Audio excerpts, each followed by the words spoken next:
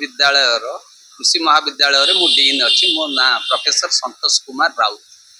आपण ये जो प्रथमे आग आरंभ करवा आपण ये जो मत्स्य दिवस पालन करा जाउछि आज गोटे भल प्रश्न करी जो क्लाइमेट चेंज आ ग्लोबल वार्मिंग परिवर्तित पाणीपाग परिस्थिति रे जो उत्तप्त होउछि परिवेश ये उत्तप्त परिवेश मनुष्य समाज को क्षताक्त कराउछि।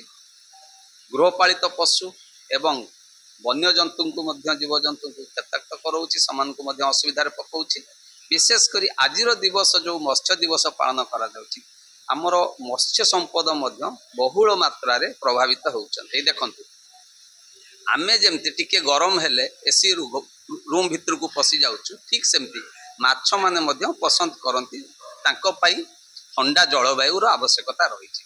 किंतु ग्लोबल वार्मिंग रे जतबळे आमर परिवेशर 1.5 टाइम गरम हेकरी उपकूलवर्ती अंचल रे सब बढ़ी जाउछि तापमात्रा एवं जलर तापमात्रा बढ़ुची सेतबळे ये जो मत्स्य संपद से माने दूर को जो ठंडा पानी पाइबे से डीप सी भितर को प्रवेश कर जाती।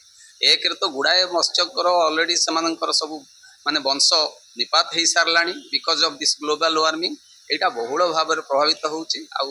विशेष करी मत्स्य चाष क्षेत्र में या उपरे अनेक गवेषणा चली बहुत भल फल मिली।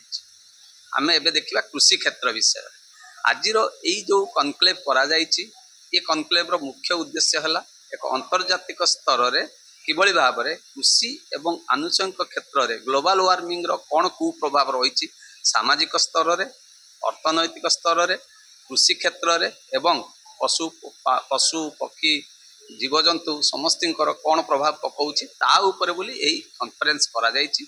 ए कॉन्फ्रेंस रो मुख्य उद्देश्य है ये जो कनक्लेव रो मुख्य उद्देश्य है जे आमे एमती भाव में विभिन्न प्रकार जो 17 जन वैज्ञानिक माने विभिन्न लेवल रु आसुचंती भारत वर्षर विभिन्न स्थान रु से माने तांकर भाषण अभिभाषण माध्यम रे कौन कौन कार्यक्रम आज पर्यंत करा जायछि एवं आगु को कौन कार्यक्रम दरकार अछि सेही विषय नै करी एई जो कृषि क्षेत्र उपरे एवं अनुषंगिक किभली भाव में आमे कौन करा गले ए जो बिजुली घड़घड़ी मारुची सेथुरु केमती रक्षा पाई परिबा कौन करा गले हमर ग्लोबल वार्मिंग रु आमे टिके निजको रक्षा करि परिबा को प्रकार चाष प्रणाली अवलंबन कले आमर चाष क्षेत्र रे चाष रे आम चाषी भाई माने सफल होबा संगे संगे ग्लोबल वार्मिंग कार्बन जो होउची कार्बन डाइऑक्साइड गैस एमिशन एथुरु मध्य निजको किछि कमेई पारिबो।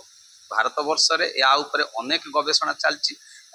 आजिर ये जो इंटरनेशनल कनक्लेव आउ गोटे उद्देश्य है केमिति अंतर्जातीय स्तर रे भारत रे ग्लोबल वार्मिंग आ क्लाइमेट चेंज को तार प्रभाव रु जनबसती को केमिति रक्षा करिबा पई कौन कौन पदक्षेप निया जायछि सेटा अंतर्जातीय स्तर रे जणैबा होछि उद्देश्य मुख्य उद्देश्य।